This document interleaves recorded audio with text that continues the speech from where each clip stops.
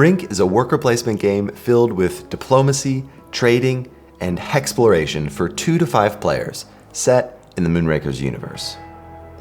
In Brink, you'll compete to gain prestige, which are victory points, across 3 rounds. Each round, you will place all 3 of your ships on the board, exploiting known sectors or exploring new ones. Each hex can earn you actions, resources, and faction power.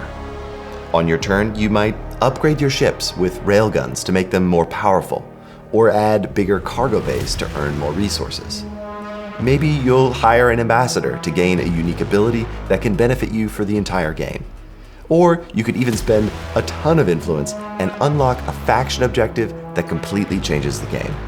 Once all turns have been taken and ships placed, every round ends with a council vote. Each player can spend any amount of their resources to influence this vote, and the amount spent is secret until all players reveal their votes simultaneously. However, not every vote is straightforward. Players may have used an action to add a rider to the vote, altering the outcome in calculated ways. How the game unfolds is entirely up to you and requires thoughtful strategy along with careful resource management. And a good place to start your strategy is understanding the rules. So, let's get started. This is the complete how to play for Brink. First, place the board in the middle of the table. Then, shuffle the hex tiles face down and place them in their tray.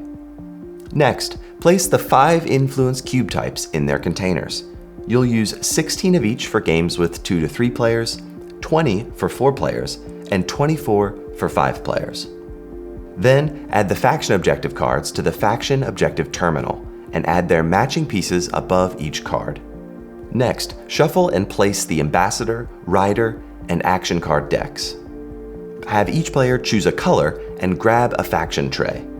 Set up your tray by placing the voting board, player shield, ship upgrades, and ship miniatures. Then, place one of your score trackers on the first slot of your upgrade board and the other on the 0 space of the prestige tracker. Then, have each player take 2 influence cubes of their color and place them behind their player screens. The purple player should take only 1 purple Sorelia cube. Choose a player to go first and give them the first player token. Finally, each player should draw 2 action cards and 1 rider card to their hand. A round consists of 3 turns per player. On each of your turns, you will place 1 of your 3 ships on the board. Where you place your ship will determine the resources you get, as well as the actions you'll be able to take on your turn. If you place next to or on an unexplored sector, you'll also be able to draw and place new hexes. Note that you can place your ships on the board in any order. Your smallest ship must be placed within an explored hex tile or an unexplored sector next to a hex that has already been discovered. When you place your small ship, you'll receive the resources on the top of the tile and take the action at the bottom. Your medium ship must be placed on the border of at least 1 explored hex. If you place next to an unexplored sector, draw and place a new hex tile. When you place your medium ship, you'll take the resources and actions of both hexes. Your large ship must be placed at the intersection of 3 hexes, with at least 1 of them having already been discovered. If you place next to any unexplored sectors, draw and place new hex tiles as needed. When you place your large ship, you'll take the resources and actions of all 3 tiles. Note that only 1 small ship can occupy a hex tile at a time, and medium and large ships may not be placed directly next to each other. Medium and large ships may also not be placed on the edge of the map. A key concept in Brink is faction power, because at the end of each round, players will vote for which of the Moonrakers factions will score prestige. This prestige value will be multiplied by the amount of power you have in that faction. The colored border surrounding each hex tile signifies the faction type. There are the 4 main Moonrakers factions: yellow Ventus, blue Komek, orange Magnomi, and green Henko. Each faction has multiple 1-power hexes and a single 2-power hex, indicated by a double border. The red Utopian Alliance and gray Neutral hex tiles are not represented in the council vote at the end of the round, but their power may become useful with certain riders or for acquiring ambassadors. The unlockable purple Sorelia hex tile, which we'll discuss more later, may be used as any color faction power. So, in this example, the green player would have 2 blue power from its small ship because it is on the double border blue hex tile. The medium ship has 1 yellow power and 1 blue power, and the large ship has 2 yellow power and 1 green power. You gather resources when you place a ship on a hex tile during your turn. The resources you gather are shown on the top half of the tile. Resources come in 2 types: favors, which have a white border, and influence, which have no border. When gaining influence, the resources with no border, place those cubes directly into your personal supply behind your player shield.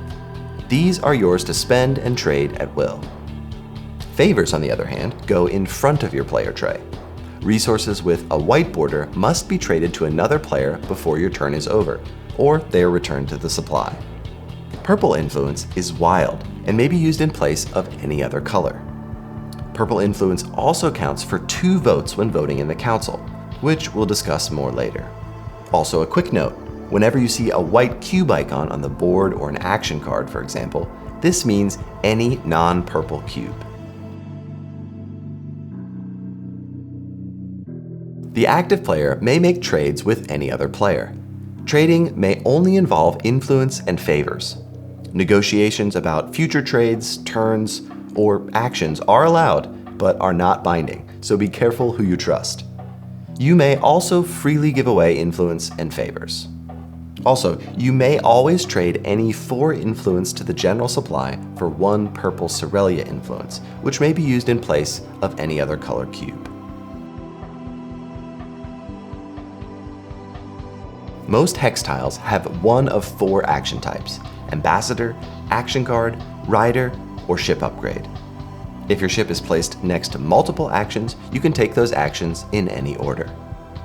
Now we'll go over each action one by one. First, the action card action. Draw 2 action cards from the deck and choose any 1 action card from your hand to discard. Each action card may be played to use its ability, or used as if it were the influence cube shown in the top left corner. If you are using the action card for its ability, each card describes when it may be used, either on your turn, during the vote, during scoring, or at the end of the game. Next up, the ambassador action.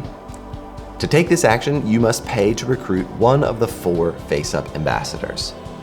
The cost of each ambassador is a combination of power and influence. So, for example, if I wanted to hire Bill Bendo for my ambassador action, and I currently had 3 green power on the board, I would need to spend 2 green influence to hire Bill. Once an ambassador is recruited, immediately draw another to replace it. At the end of the game, you will score prestige for each unique ambassador set. Sorelia ambassadors can be used as a wild faction. If you have 1 ambassador, it will score 2 prestige. If you have 2 unique colors in a set, that set scores 5 prestige. If you have 3 unique colors, you'll score 10, and if you have 1 of each color in a set, that set will score you 18 prestige.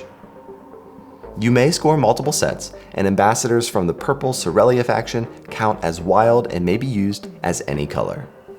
Before taking your ambassador action, you may pay any 1 influence to discard any number of face-up ambassadors. Draw to replace them, and then shuffle the discarded ambassadors back into the draw pile. Next, we've got the rider action. When taking this action, draw 1 rider card. Then place 1 rider card in an available rider slot. You start with 1 rider card at the beginning of the game, so you always have a choice between 2 cards. Riders target specific factions to manipulate the council vote in different ways. To indicate the targeted faction, the active player should take a faction influence cube from the general supply and place it onto the rider to signify which faction is affected. And the last of the 4 action types, ship upgrades. To take a ship upgrade action, move your player token up 1 space on your ship upgrade board and pay the influence cost associated with the upgrade. Upon reaching a split path on the board, you must choose the left or right path to upgrade one of your ships. Each upgrade is associated with each of your 3 ships, starting with the smallest, then your medium, and then your large ship. Reaching the final upgrade slot awards you 15 prestige immediately. The 2 upgrade types are the railgun and the cargo upgrade. You can only choose to upgrade 1 for each ship. On the right side of the track, we have the railgun. When choosing this upgrade, attach the gun to the appropriate ship. This ship now has +1 power on all hex tiles it touches. As an example, my upgraded medium ship here now has 3 blue power and 2 yellow power. On the left side of the track, we have the cargo upgrade. Once you've attached the upgrade to the appropriate ship, this ship now collects double the favor and influence from any hex tile it touches. If this ship is already on the board, it immediately gains the extra favor and influence retroactively. When taking an action on your turn, there may be times when you can't or just don't want to perform the action indicated on a tile. If this happens, there is an alternate action you can take. For the Ambassador action card and Rider actions, you'll find the alternate action on the top card of the draw pile. For action cards, you have the option to gain a purple Sorelia influence. For Ambassadors, you may take the resources on the card. For Riders, you may gain a purple Sorelia influence. Lastly, the alternate action for the ship upgrade allows you to trade 2 influence with the supply, excluding the purple Sorelia influence. The general supply of faction resources is limited. If a cube is needed from the supply for any reason, but none remain, then a revolt is triggered. Everyone, including the player that causes the revolt, must immediately lose half of their influence, rounded up, by returning cubes of that color to the general supply. Then the active player may continue grabbing the resources they were owed when the revolt was triggered. Each of the 5 factions in the Moonraker's universe has an objective, a narrative-driven goal that they are trying to accomplish.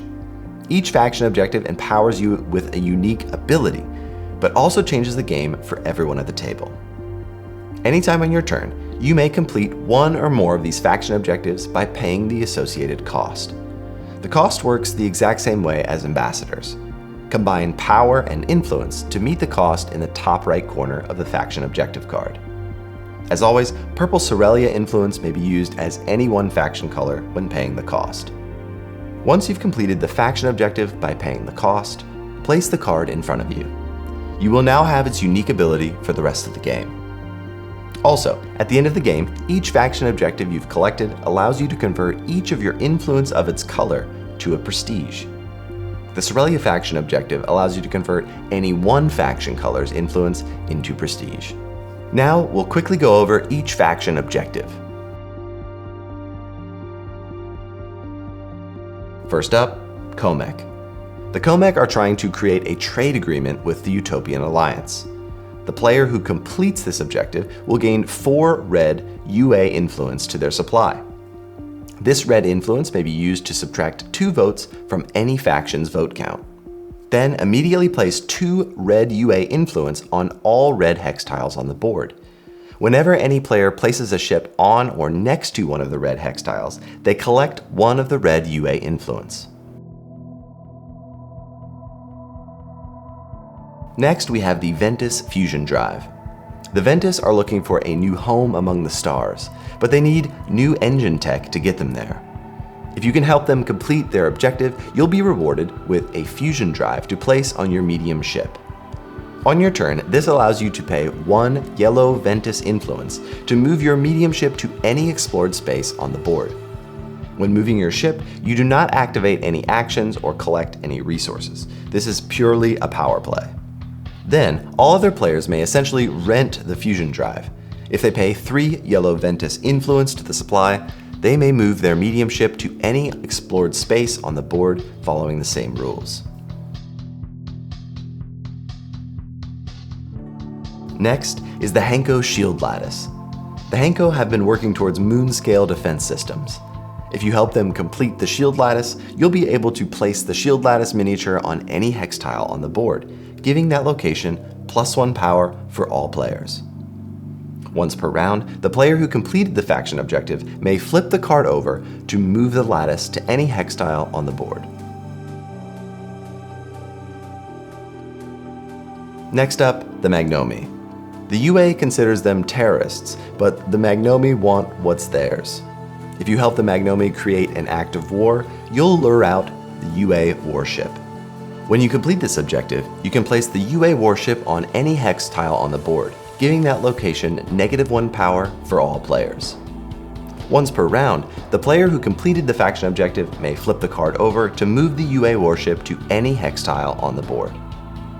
Note that the UA warship and shield lattice can occupy the same location, canceling out their effects.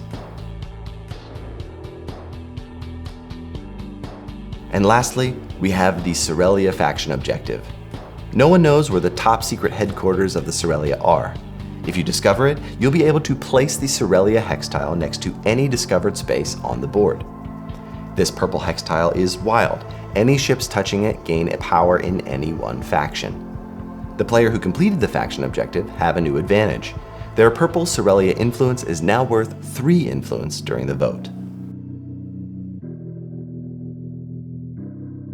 Once all players have placed each of their 3 ships, we enter the council phase. Here, players vote with their gathered influence to determine which 2 factions gain prestige this round. All players simultaneously place influence from their supply onto their hidden vote trays to vote for the factions they want to win. There is no limit on how many factions you can vote for or how many influence you can vote with. Once all players have placed their votes, reveal all vote trays at the same time. Unless otherwise specified on an ambassador or rider, you may only vote for a faction with influence of the same type. Purple Sorelia influence is considered wild and may be placed anywhere, counting as 2 votes per cube for that faction. UA influence can also be placed on any faction and counts as -2 votes. Once the votes are revealed, use the scoring pad to follow these steps. First, tally the totals for each faction color. Next, apply any rider effects that change or modify votes. Then, players have the opportunity to play any action cards that change or modify votes. Action cards may also be discarded as 1 vote in their respective faction. Once all vote manipulation is complete, record the declared faction winners.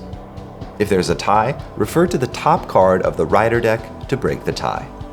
Next, place a matching faction cube from the general supply to note the first and second place factions on the council track. Players then score their current power in those 2 factions multiplied by matching prestige values from the council track. For example, Ventus, the yellow faction, won first place this round, which scores 4 prestige per power.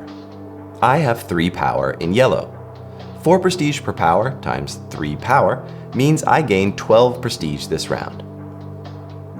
Importantly, players keep any influence cubes used to vote for factions that did not place first or second in the vote. But winning factions' influence votes are returned to the general supply. Finally, if any red UA influence cubes were used to vote, remove them from the game. Once council scoring is complete, it's time to reset for the next round. Each player should return all ships on the board to their player tray. Then discard all rider cards and return their influence cubes to the general supply. Each player should then return their vote tray to its place behind their player shield. Lastly, if any player has placed their small ship on the Utopian Alliance hex tile in the center of the board, they may choose who is the first player for the next round. If not, pass the first player token to the left. Once the 3rd round is complete and the vote has been scored, players will score additional prestige before declaring a winner. First, score any prestige from your ambassador sets, which are combinations of unique color ambassadors. 2 prestige for a set of 1, 5 prestige for a set of 2, 10 for a set of 3, and 18 for a set of 4. You may score multiple sets, and remember that Sorelia ambassadors may be used as any faction color. Next, for each claimed faction objective, players score 1 prestige per matching faction influence remaining in their personal supply. The Sorelia faction objective scores in a faction of your choice. Then, factions that ranked first or second twice during the 3 rounds of the council voting will score +1 prestige for each matching influence remaining in a player's personal supply. Factions that ranked first or second in all 3 rounds score +2 prestige per matching influence cube remaining. Also, note that action cards remaining in your hand can be discarded to score as influence in the matching color. And finally, score prestige from any prestigious maneuver cards remaining in your hand. The player with the highest prestige total is the winner. In case of a tie, first compare the number of faction objectives claimed. If still tied, compare the number of ambassadors hired. If still tied, congrats! You are, at the time of this recording, the second game to have ever fully tied. You both share the victory. When playing with 2 players, you'll add in the rival cards and the rival bag. This bag will contribute council votes and can be manipulated by trading with the rival to cast specific votes. At the beginning of the game, place 2 influence of each color into the bag, excluding the purple Sorelia cubes. Shuffle the rival cards and draw one to be used for the first round.